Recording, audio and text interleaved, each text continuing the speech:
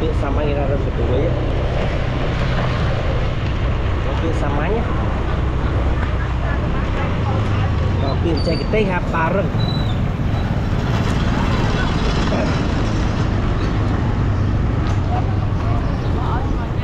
Châu ngoài nè hả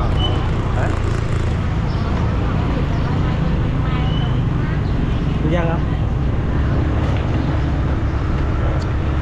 vừa nãy rộp oi nó bằng con tiền và đại áo chưa tiền ôm oi vào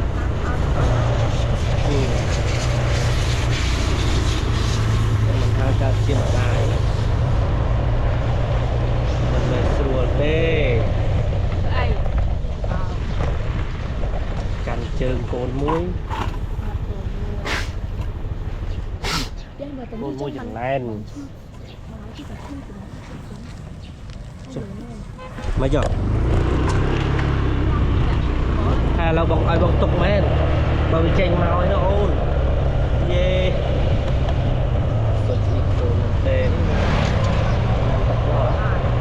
đi cái là xuống đi với đi cơn về đi với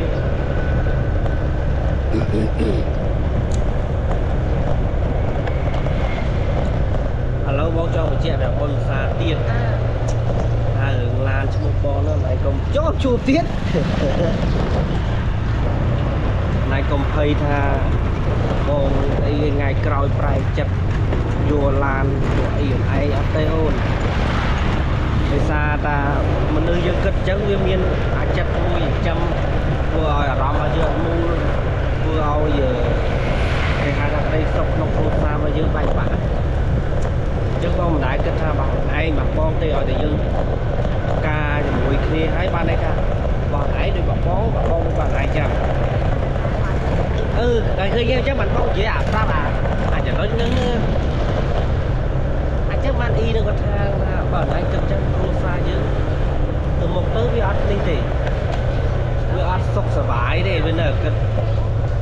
nè con ta tỉnh lấy chúng tôi cái hàm hoặc cà phê hoặc có mình lá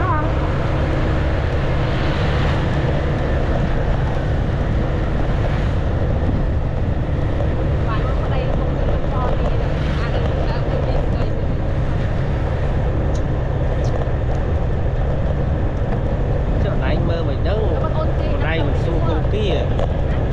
cái đâu chỉ muốn cái đằng đây cái lò khuyên pi chứ mà kia mình lê nhưng đã dạch sau đây thì mình hồ có khơi đây kìa rõ đây này nè đây này nè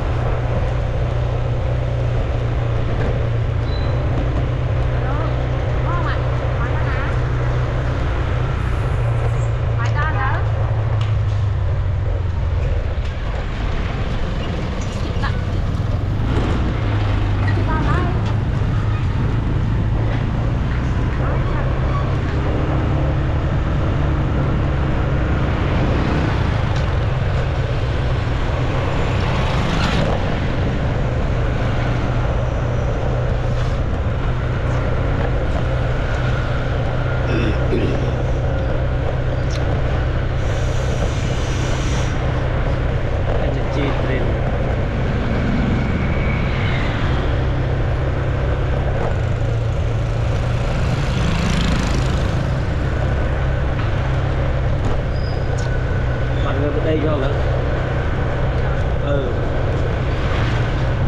cái túi con cái đây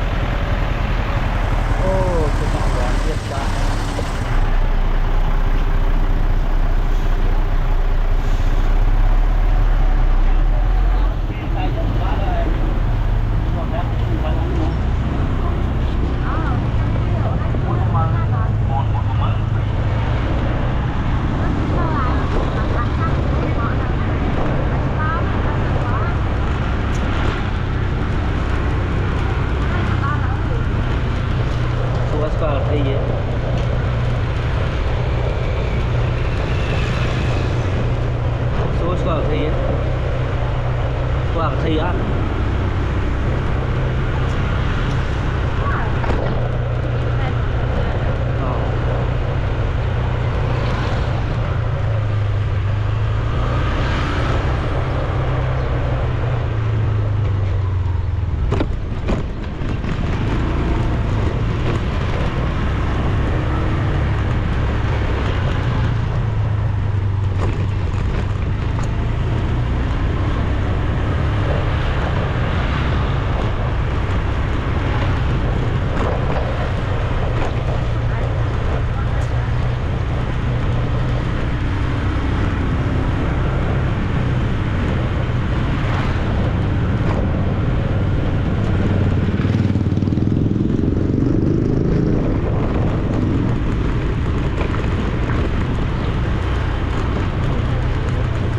Này nè ngón tinh lại cay rồi chích vào xì rồi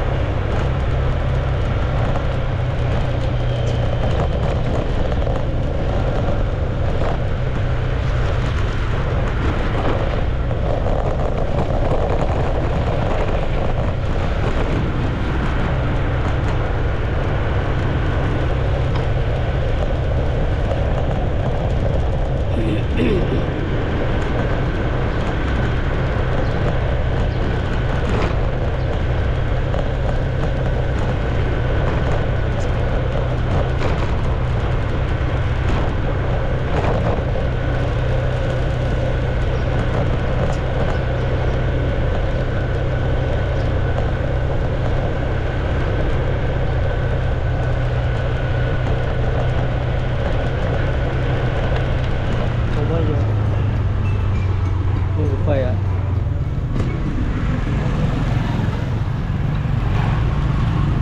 Khu này to mà liên tồn hả? Cày. Khu đi cao như tinh. Đó nè. Đó đây.